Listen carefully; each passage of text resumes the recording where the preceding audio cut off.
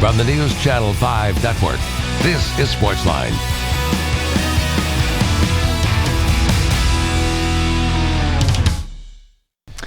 Hey there, SportsLine on your television. Steve Layman here with you. Glad you are here with us on this Monday night on News Channel 5+. Predators starting a massive week. 5 games this week. They're on the road tonight. They currently lead 2-1 after 2 periods in Brooklyn against the Islanders. Just a big stretch for the Preds this week. Tonight at the Islanders. Tomorrow night against the Bruins. Both of those teams are fighting for the final playoff spot in the Eastern Conference, along with the Maple Leafs, who are the Preds' Thursday opponent here in Smashville.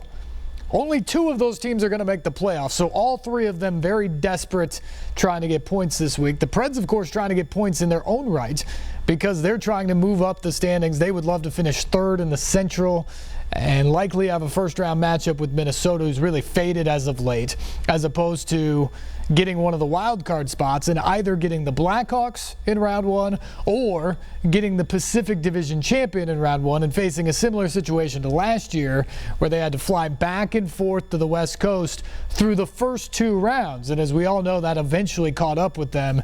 Game 7, it just looked like they had nothing left going into the Shark Tank against San Jose. So the Preds would love to get to that 3rd spot in the Central Division, but they're going to have to do it against desperate teams this week. Islanders tonight, Bruins tomorrow, then home to the Maple Leafs on Thursday. Then you get the Wild on Saturday in your barn, an afternoon contest that could be a preview of what we will see in round 1 of the playoffs.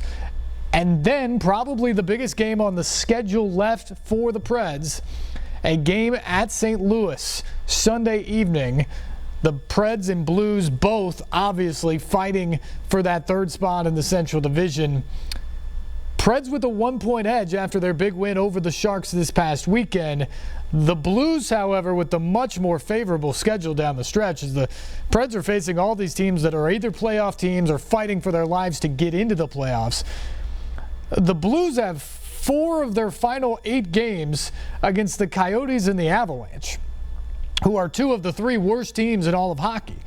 So you got to figure that the Blues are going to rack up some points here down the stretch, which makes that game in St. Louis one of the quote-unquote 4-point games in the NHL all the more critical for the Preds. So just a huge week here. 5 games in the span of 7 days, and then just 3 games next week as they wrap up the regular season. This is the playoff push for sure. The Preds have all but locked up a spot in the playoffs, but now it's just about seeding. Can you get up there to 3rd, or are you going to be in one of those wild card spots, which makes it all the more difficult to win games and to advance in the Stanley Cup playoffs? Tonight's game got off to a bit of an inauspicious start. Ryan Ellis scored, but it was waved off on replay on a coach's challenge. But no matter, just moments later, young Kevin Fiala with a sweet wrister to put the Preds up 1-0. And then in the second period, Victor Arvidsson redirected in a puck for his 29th goal of the season. Preds led it 2-0. Islanders got a goal before the end of the period, so it is 2-1 in intermission as they get set for the 3rd period in Brooklyn. Can talk more about the Preds tonight if you'd love to get in on the conversation. 737-7767. We can look ahead to the playoffs. This playoff push here for the Preds in the final couple weeks of the regular season.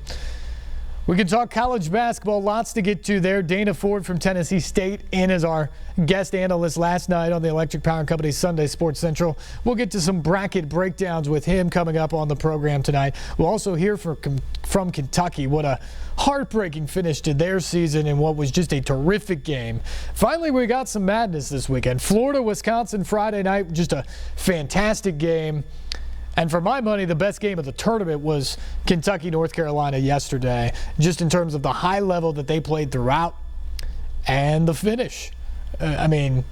Kentucky storming back to take the lead. North Carolina with a 12-0 run to regain the lead. Then some big shots from De'Aaron Fox, couple of threes in the final minute from Malik Monk. You've got a tie game with 8 seconds to go. Roy Williams lets them play. and Luke May hits the game winner with 0.3 of a second left. As close as you get to a buzzer beater without it actually being a buzzer beater. And North Carolina moves on to the Final Four for the 20th time. 20th time. The other three teams in the Final Four, South Carolina, Gonzaga both going for the first time. Oregon going for the first time since 1939, the very first NCAA tournament, a span of 78 years. So in 78 years, Gonzaga, Oregon, and South Carolina had combined for one previous Final Four trip. North Carolina now going for the 20th time. Certainly a blue blood favorite in this one, but you got to believe in these other teams. Gonzaga 36-1 on the season. They are a legit title contender, and we've known that for a while. Oregon with Dylan Brooks and Tyler Dorsey and Jordan Bell, those guys can lead you offensively in a big way. And then South Carolina, I mean, what can you say about that team that just seems to have found themselves in the NCAA tournament? And is there a more underrated player of the year in a conference of a power league than Sindarius Thornwell? He has been absolutely incredible in this tournament. Nearly 26 points, nearly 8 rebounds a game. He had 26 and 7 yesterday in the win over Florida. And this is a veteran Gamecocks team, and despite the fact that they struggled down the stretch of the regular season, went one and done in the SEC tournament, they believed that they could get it done if they just got into the NCAA tournament, and they have. They beat Marquette, a game a lot of people thought they would lose. They beat Duke, a game just about everybody expected them to lose. And then they go to New York and just pound Baylor before turning around and beating SEC rival Florida. Just a great job by Frank Martin and his team to get to its first ever Final Four. And a big women's note today. UConn, of course, moving on. That's not a big note. They won their 111th consecutive game over Oregon tonight. So you've got a pair of 2 seeds, Mississippi State, who beat Baylor yesterday, and Stanford, who upset Notre Dame into the Final Four. And you have the number 1 team in the country, as they have been for quite some time now, and UConn already in. The final piece of that puzzle tonight, South Carolina and Florida State meeting in the Stockton Regional Final. The big news locally today on the women's basketball side, though, we broke the story this afternoon.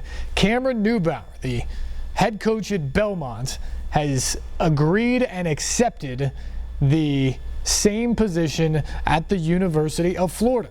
So Cam Newbauer will be the next women's basketball coach of the Gators.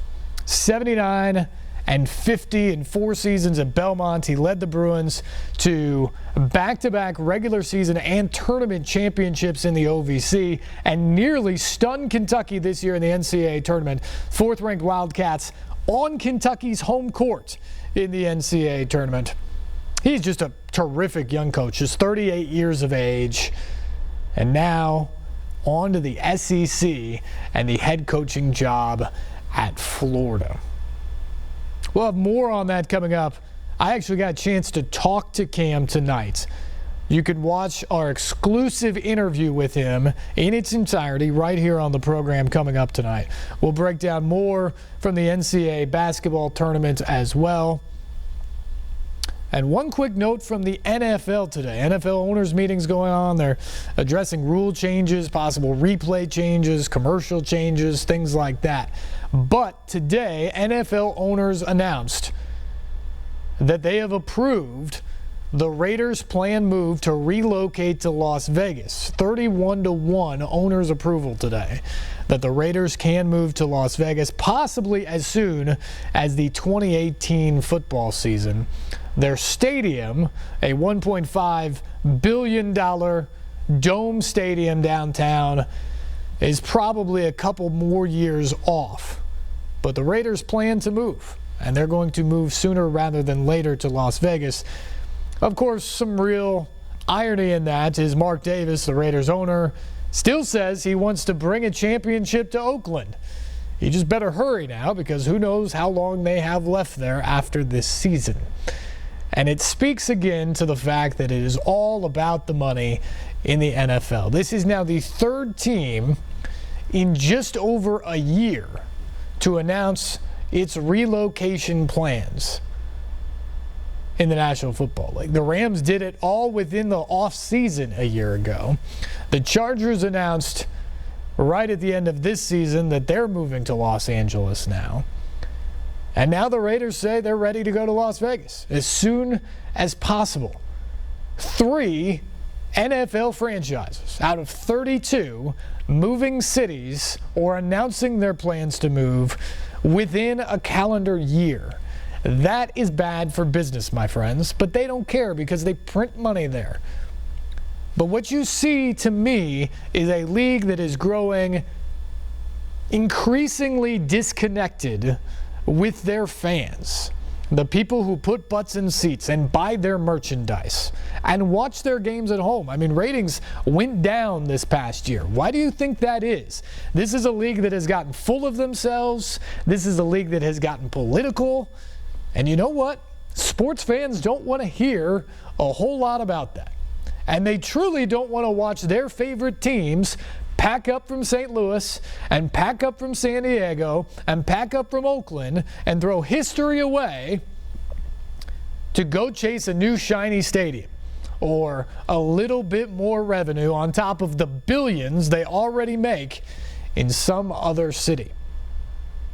It's bad for business, and the NFL keeps doing it. And now that you've seen 3 teams do it, I get that Los Angeles is probably off the table, and that was the shiny nugget dangling out there for a lot. But now that you've watched 3 teams move, what is to say that other teams won't follow? What is to say that other teams won't pack up their bags because they're tired of their stadium situation? Because they're tired that they're not selling out and they want to move to a new place with new energy and a new stadium. Because the city they've been in that previously rolled out the red carpet, well, now it's home. So they don't want to gouge taxpayers any more than they have to for a franchise making billions of dollars in the National Football League. To me, this sets a precedent that that's okay.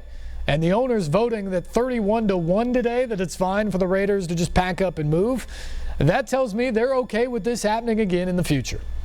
And to me, that is a very scary thing if you are a fan of the National Football League, because they have forgotten about you and me. They have forgotten about their fans, and it's been all about the almighty dollar. How much can we make? How big can our stadium be? How fancy can it be? That's what matters now in the National Football League. Our phone lines are open tonight, 737-7767. Call us up. Let's talk some college hoops. Let's talk the NFL meetings. Let's talk some women's hoops as well as they continue their Elite Eight games. Tonight we'll have our exclusive chat with Belmont coach Cam Newbauer, or I should say New Florida coach Cam Newbauer, leaving Belmont to take over the Gators in the Swamp. Coming up next, you're watching SportsLine here on News Channel 5+.